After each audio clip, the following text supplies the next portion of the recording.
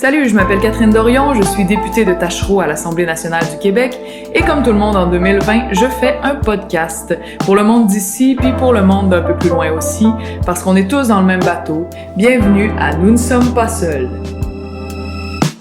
Aujourd'hui, on va parler de prostitution ou de travail du sexe selon l'angle avec lequel on regarde la chose. On va aller voir le Projet Lune. Projet Lune est un organisme à Québec, dans Saint-Roch, qui offre un lieu aux travailleuses du sexe, une maison, un accueil, une place pour parler, pour se ressourcer, pour dormir, se sentir accueilli à l'intérieur. Pour bien des travailleuses du sexe, c'est pas toujours évident d'avoir une place comme ça. Et on est arrivé là, ma gang du bureau de comté puis moi, on a jasé avec Chantal Simoneau, qui est coordonnatrice du Projet Lune, avec Gabrielle Vaudry, qui est intervenante, puis avec Élie, qui est père aidante et qui a été elle-même travailleuse du sexe. On lance la chose. Je peux-tu vous poser une question? Oui. Full large, là, pour starter le truc. Pourquoi ça existe, la prostitution, ou le travail du sexe, selon... pourquoi ça existe, puis c'est full large. C'est juste votre senti là-dessus. Moi, perso, c'était vraiment pour la conso. C'est quand tu viens de ton compte de banque, à un moment donné, t'as plus le choix. Tu sais, moi, perso, j'aime pas le sexe. J'ai pas...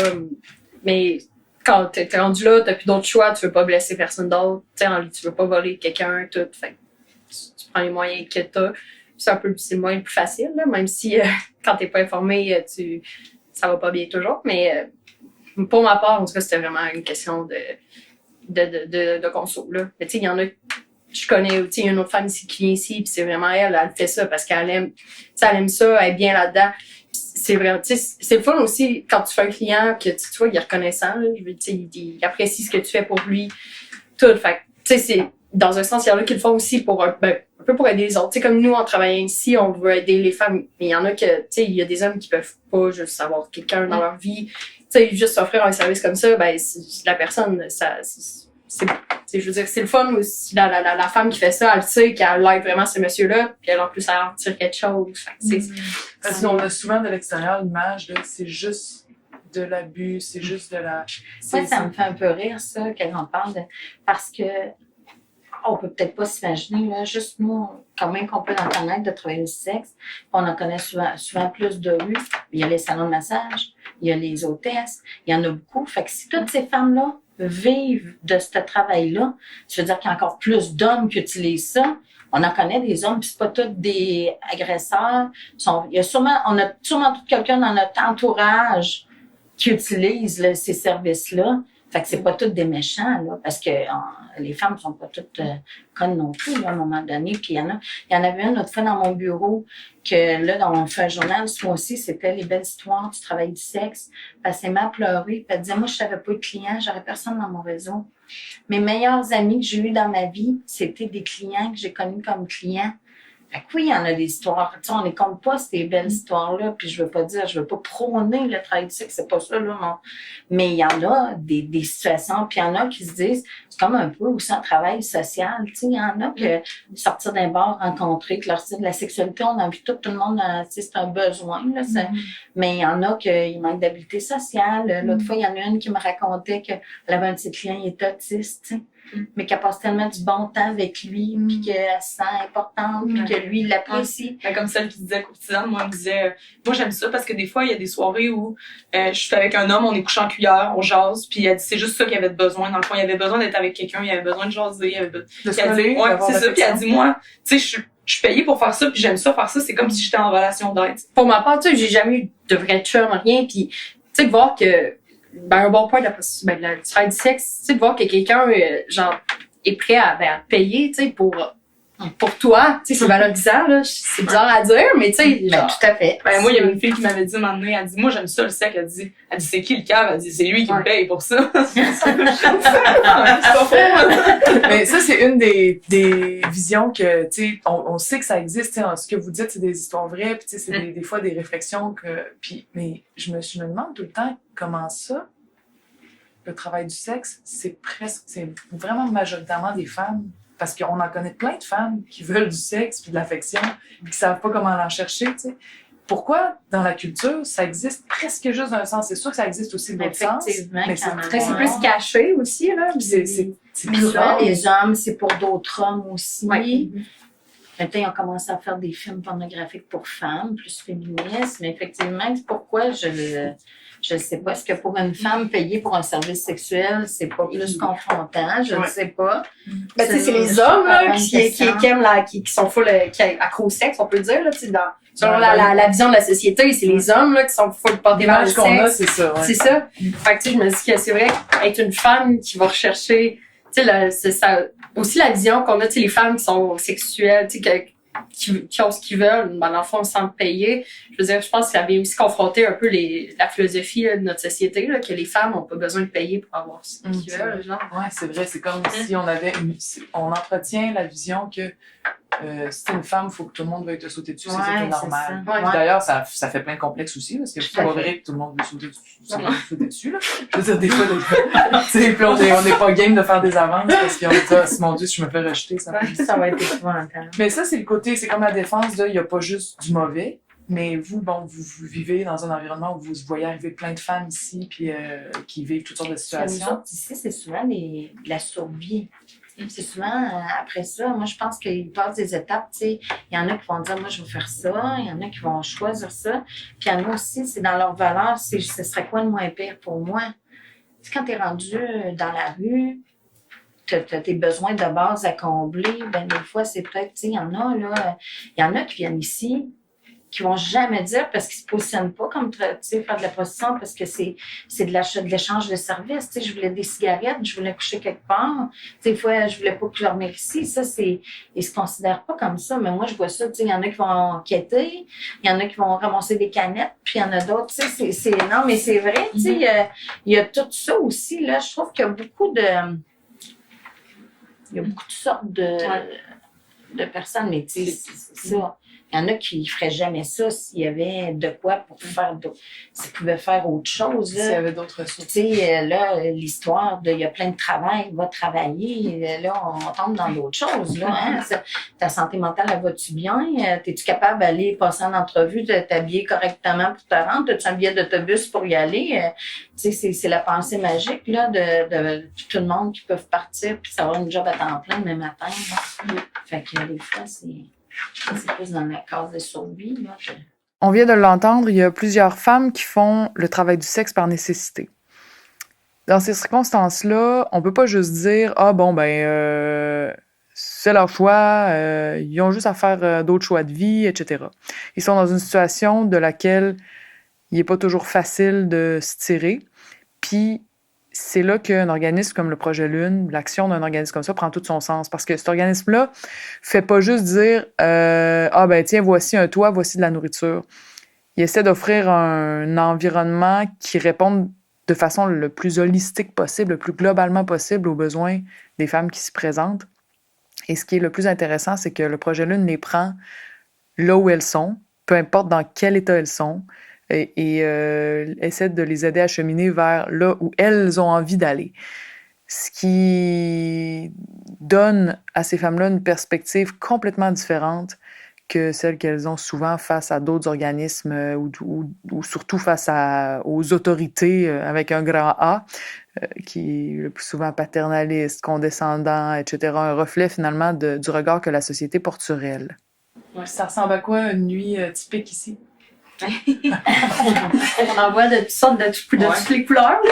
Ben, disons que quand on ouvre à 6 heures, ben, il y a tout le temps d'habitude à peu près, je dirais, au moins 5 femmes déjà qui attendent. À 6 heures en moyenne, mettons, ouais. Des fois, c'est plus, là. Puis là, ben, d'habitude, quand ils arrivent, c'est, ils mangent, ils boivent du lait. Là, ils veulent aller prendre leur douche, les mettre leur linge dans un petit bac pour qu'on fasse leur lavage. Là, c'est comme le 6 à minuit, là, c'est comme l'espèce de rush, là, parce que t'es comme tout le monde veut quelque chose, tout le monde veut parler, tout le monde veut mettre ses affaires dans le casier, tout le monde veut comme blablabla, tout le monde jase, tout le monde est comme content de se voir ou pas. Ça dépend des fois. Je dirais qu'après ça, minuit à 6 heures le matin, c'est plus tranquille. Il y a des fois il y a du monde qui arrive plus vers 3 heures. Mettons, quand les bars se ferment, des fois, il y a un petit peu plus de monde qui arrive dans ces heures-là. Le matin, moi, j'ai fait moins souvent, là, mais je sais qu'ils ont comme un rush de faut lever tout le monde, faut ramasser les lits, faut que tout le monde parte, tu sais, à midi. Mais ces temps-ci, c'est pas super. Tout le monde se lève à des heures différentes, ça va bien. Mais tu sais, c'est drôle parce que des fois, ça peut être super tranquille toute la soirée, puis mettons vers 3-4 heures, il y a quelqu'un qui arrive, puis bang, il y a une crise qui explose, tout le monde se réveille parce que tout le monde ça se gueule dessus. Puis c'est vraiment différent à chaque jour. Là. Il y a toujours une panique aussi à 11 heures le matin. Retourner à la rue, hein, ici, c'est première arrivée, première servie. Fait que tu réserves pas ton lit. C'est rare là, qu'à l'entrée, mais tu sais, est-ce que tu vas avoir un lit? Mais aussi, c'est je suis bien ici, je suis avec des intervenantes que j'apprécie, je suis avec les, tu sais, je suis en sécurité, je suis dans mon pyjama, puis là, il faut que je retourne dehors, tu sais, à midi, où je vais aller? Je vais-tu dîner? C'est qui je vais rencontrer sur la rue? Le regard des autres toute la journée à porter, là, des fois, il y en a qui disent, il y avait tellement marabout le soir. Et si j'en passais une journée complète à se faire regarder comme là, tu veux, qu'est-ce qu'elle fait, tu sais, elle a des tics, un autre gars, ça a l'air gelé, ça, tu sais, ils portent toute la journée, ces femmes-là. Puis là, il faut qu'ils attendent à 6 heures. Des fois, ils arrivent à 5 heures dans la porte pour être sûr d'avoir leur place. Mais 1 heure à attendre qu'une intervenante se présente. Puis là... Puis des fois, il fait comme moins 30 dehors. Fait que, il arrive, moi, je passe de mon auto à ici, puis je suis là, j'aime pas ça le froid. Mais là, je me dis juste, eux autres, là, peut-être ça fait des fois 1 heure, 2 heures qu'ils attendent dehors, au froid. Il y en a qui passent toute la journée. Ben oui, moi, perso, je passe toute la journée en bas, puis j'attendais 6 heures. Là. Tu dis que t'es d'une famille quand même pas pauvre, là? Non. Puis là, c'est la consommation qui t'a amené. Est-ce que c'était à la fois à la rue et dans le travail du sexe? Ou comment ça s'est passé que t'as comme... Moi, j'étudiais à Merci en éducation spécialisée. Je voulais travailler justement ici. Puis, tu sais, je me souviens, on venait rencontrer les organismes, puis j'étais là, hey, wow, tu sais, c'est le fun. C'est drôle, parce qu'en même temps, je me rends compte après qu'on a tellement pas idée, tu sais, même quand on a tellement pas idée c'est quoi le milieu de la rue. Mais c'est ça, je suis retombée, j'avais déjà consommé quand j'étais plus jeune, puis je suis retombée dans le coke.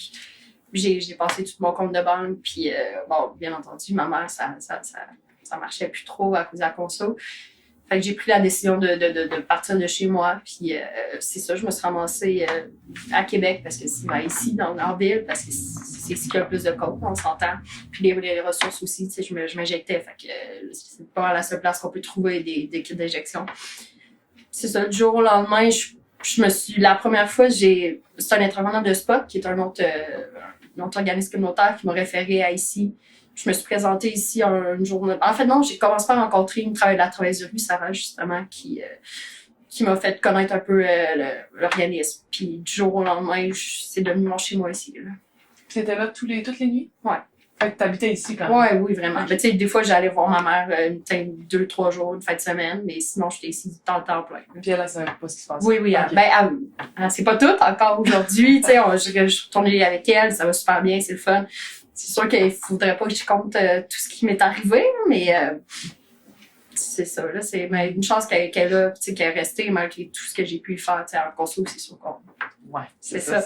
C'est ça, mais ouais, c'est vraiment là, la famille. J'ai été un peu en rupture avec ma famille, puis une chance que lui était là, ça devient vraiment ta famille, mais maintenant, après coup, je suis vraiment contente.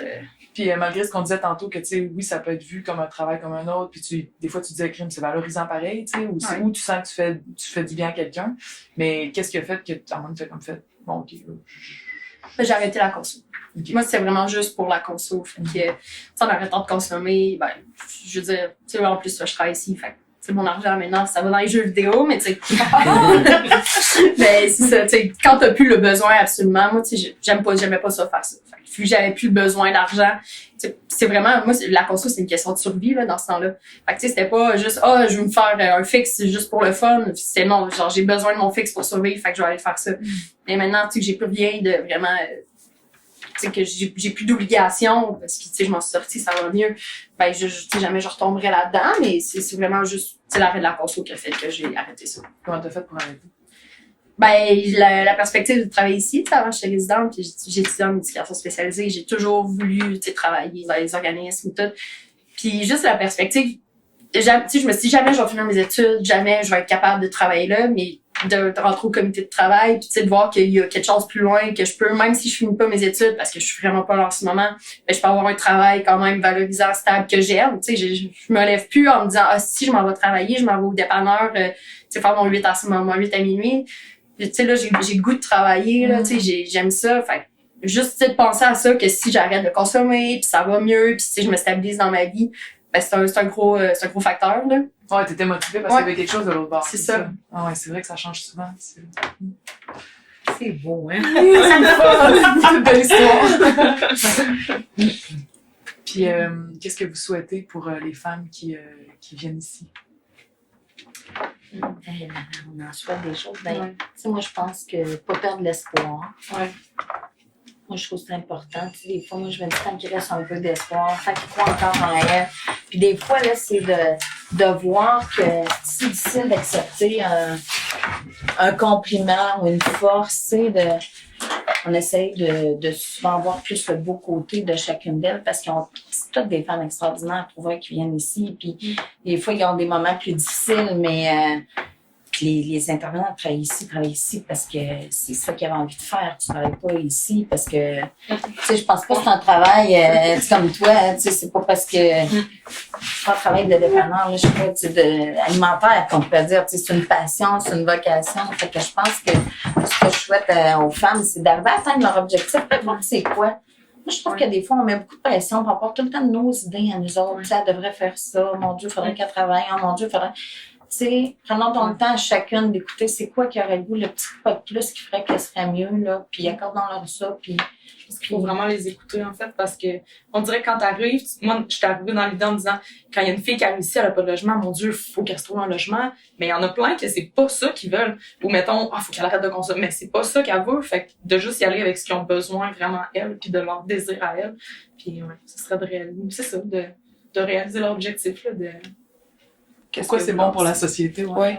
Mais des fois, ça paraît tellement d'être un autre monde, mais ça, tu sais, je veux dire, toutes les personnes qui viennent ici, là, ils ont une mère, un père, une famille qui s'attendaient pas dans leur famille, peut-être qu'une personne irait si mal, tu sais, ou qu'il y aurait une bad luck. Puis il y a des femmes qui sont ici, qui en reviennent même pas, qui sont rendues ici, qui s'imaginaient même pas qu'un jour ils pourraient faire une dépression, avoir un pépin qui les emmènerait là. C'est pas personne qui s'est levé un matin en disant hey, moi je m'en vais vivre au projet Lune, puis je vais me ramasser dans la rue, puis c'est mon objectif de vie. C'est pas de même que ça se passe, fait qu'on le sait pas.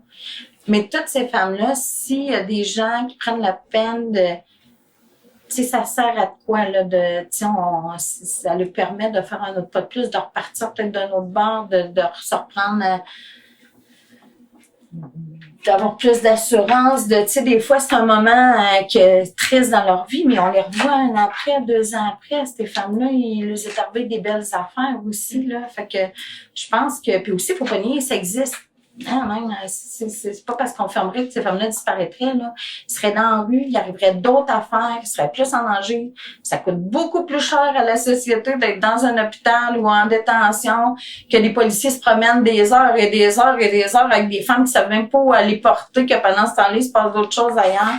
Tout, c'est une économie, là, communautaire, c'est plate à dire, mais il y a des gens qui travaillent, super bien, qui ont des super belles forces, qui ont plein de... C'est plein de ressources là, communautaires qui pourraient libérer beaucoup aussi le réseau, qui fait que c'est pas de l'argent gaspillé, là, c'est de l'argent investi puis qui sert à quoi, là, clairement. Pour ma part, moi, je dis juste que ça sauve des vies, là. Tu sais, si sans projet Lune, je serais soit plus là ou encore en conso, puis... Fait que, tu sais, ça sauve des vies. Puis oui, OK, c'est sûr que quand tu regardes la femme qui vient chercher des services, c'est sûr que, bon, pour la société, c'est un peu un poids, on peut dire, là, parce que, tu sais, oui, il y a des services, les hôpitaux, tout. Mais, tu sais, moi, je suis inclus dans la société, puis je pense que je contribue. Puis, tu sais, je veux dire, oui, il faut pas que tu regardes la femme, là, présentement, comment elle va pas bien, puis c'est un poids pour la société. Il faut juste que tu regardes plus tu sais, derrière elle, puis avec juste un peu l'air, tu sais, qu'on les garde dire, c'est sûr qu'on peut pas sauver tout le monde, mais je veux dire, je pense que moi, perso, ils m'ont sauvé, puis juste, tu sais, regarder, tu l'aides à faire un pas, puis elle peut devenir un atout pour la société, là. Fait que, moi, je trouve ça absurde qu'on trouve ça tellement normal que, par exemple, quelqu'un qui a un cancer grave, il est tout pris en charge, tu sais, par les meilleurs médecins, puis tout va bien aller, puis, tu sais, puis on trouve ça normal, on remet pas ça en question, puis c'est une bonne chose. Mais quand quelqu'un a soit un problème de santé mentale, de désaffiliation, de toxicomanie, des fois c'est tout lié ensemble, tu sais, on met pas le paquet pour... Tu te dis, ça m'a sauvé la vie, tu sais, ben c'est la même chose que si t'avais eu une grosse maladie, puis c'est, tu sais, un mauvais coton, un mauvais passage dans ta vie qu'il faut que tu passes au bord, puis, tu sais, si on fait tout ça les uns pour les autres, parce que on sait que si ça nous arrive, on sera pas, tu sais. Fait que des fois, je suis comme, pourquoi le communautaire... faut tout le temps qu'ils se battent pour chaque scène quand Ouais. ça sauve des C'est une vies. aberration pour vrai d'être tant obligé. Puis si le temps qu'on passe à aller chercher, à essayer d'avoir des sous, à stresser, on va-tu être obligé de fermer? Puis en travaillant, là, tu sais, t'es un intervenant, puis tu sais pas si tu vas avoir encore une job, ben qu'est-ce qui va arriver? On va-tu rester ouvert? C'est un stress énorme. Tu sais, parle que les gens sont fatigués, sont surmenés. Ben, quand tu es obligé de demander à des gens de rester dehors à moins 30 parce que ton hébergement est plein, puis qu'en plus, c'est même pas si tu vas pas te maintenir en emploi, parce que c'est pas sur le financement pour rester ouvert, ou si oui, qu'il faut couper partout, qu'il faut faire attention, que tu sais, ça n'a pas de bon sens, ça, parce que, tu sais, moi, je pense que tu as autant besoin qu'un hôpital que n'importe quel autre service. Là. Absolument. Merci les filles du projet Merci. Lune. Merci C'est à vraiment vous. intéressant.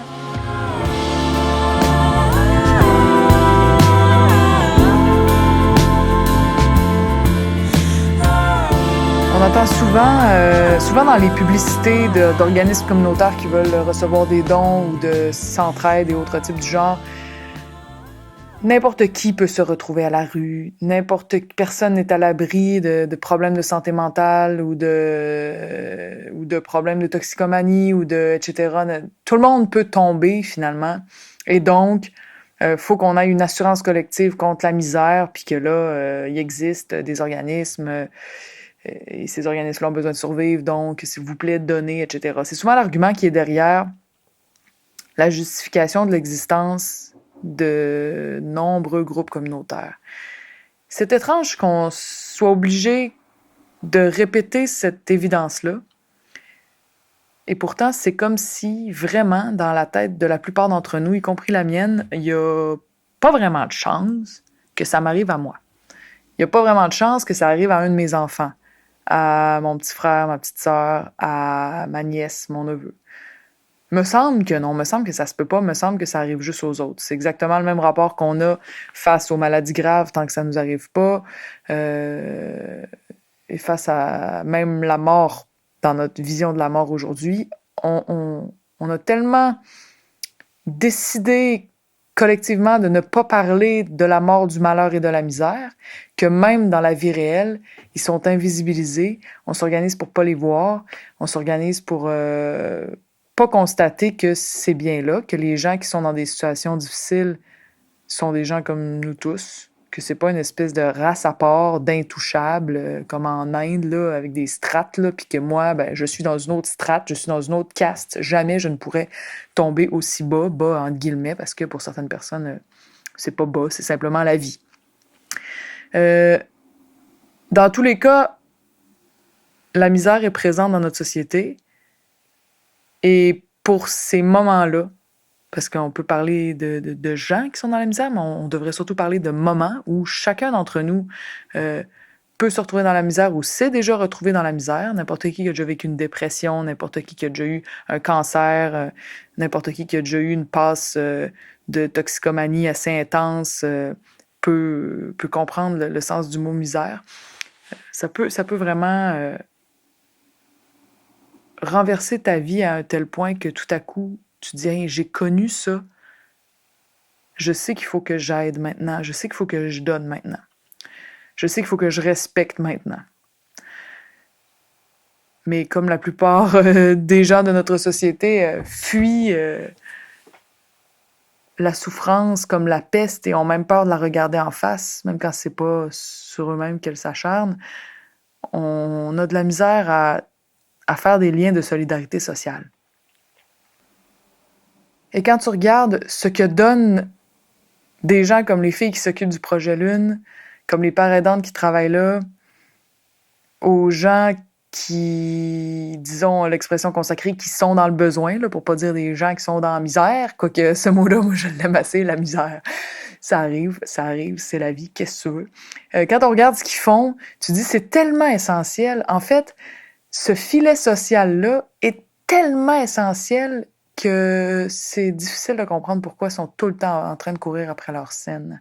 Pourquoi il faut des gens qui décident de se donner corps et âme, souvent au mépris de leur propre santé, pour faire tenir debout un organisme avec des miettes d'argent du gouvernement, quand on sait à quel point il y a de l'argent qui s'en va dans des dans l'élite, finalement, dans les poches du monde qui n'ont déjà ben trop et qui n'en ont pas besoin.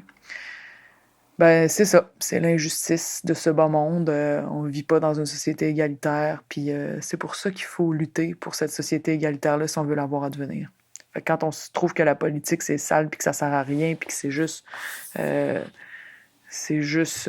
affaire de crosseurs, ben, ce qu'on fait, c'est dire « J'accepte l'inégalité du monde telle qu'elle est en ce moment. » Ben non. Faut militer, faut lutter, faut s'embarquer. Pas nécessairement en politique active à l'Assemblée nationale, mais quelque part. Il faut faire ça. La lutte, c'est la vie.